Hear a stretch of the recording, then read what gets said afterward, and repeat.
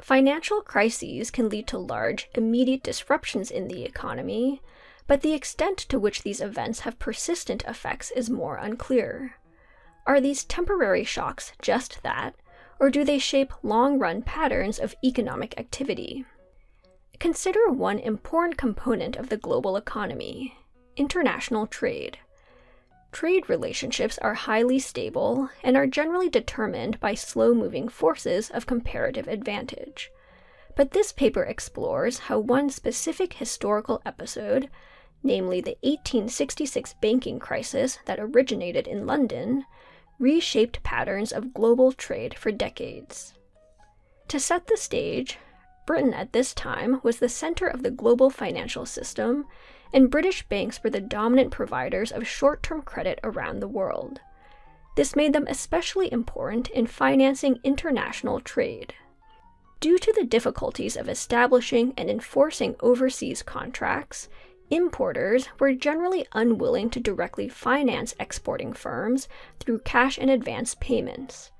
So to cover costs during the duration of a shipment, exporters relied on short-term loans from local banks. These were often overseas branches of British banks, and the short-term debt they extended was remitted back to London and traded in the world's largest money market. This generated fresh capital that could be funneled back to foreign offices for new loans, thereby greasing the wheels of international trade. But in 1866, this global system was disrupted by the unexpected failure of a fraudulent financial institution, the London firm of Overend and Gurney. Overend was one of the largest and most prestigious interbank lenders at this time, and its surprise failure led to widespread panic and severe bank runs.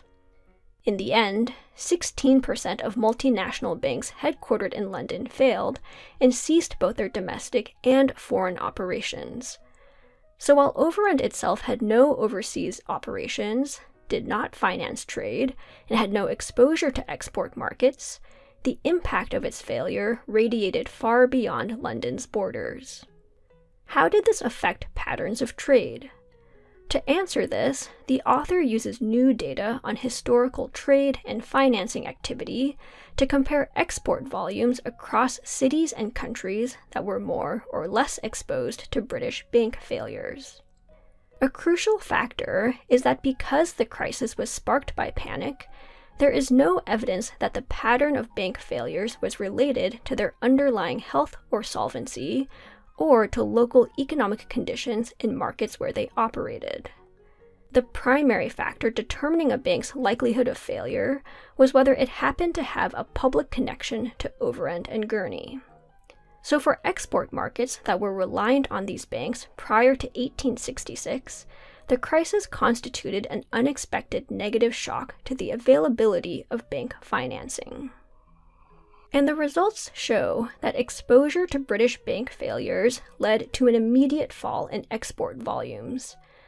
Countries exposed to a 1 standard deviation increase in bank failures have 8.5% lower exports 1 year later, and similar effects are obtained when comparing more versus less exposed ports within the same country. Those who are more exposed also have fewer trade partners after the crisis and are less likely to engage in international trade at all. But the most striking finding is that these losses are highly persistent. This figure plots the total value of global exports from 1850 to 1914. The overall pattern is of tremendous growth. This was a period of rapid globalization, and total global trade increased by 5-fold. But if we split the sample according to countries' exposure to the 1866 crisis, there is a clear and permanent divergence. Despite having similar rates of expansion pre-crisis, those with above-average exposure to bank failures have persistently lower levels of total exports post-1866. Using bilateral trade data, the author estimates the effect of the crisis on the relative market shares of more versus less exposed exporters in the same destination each year.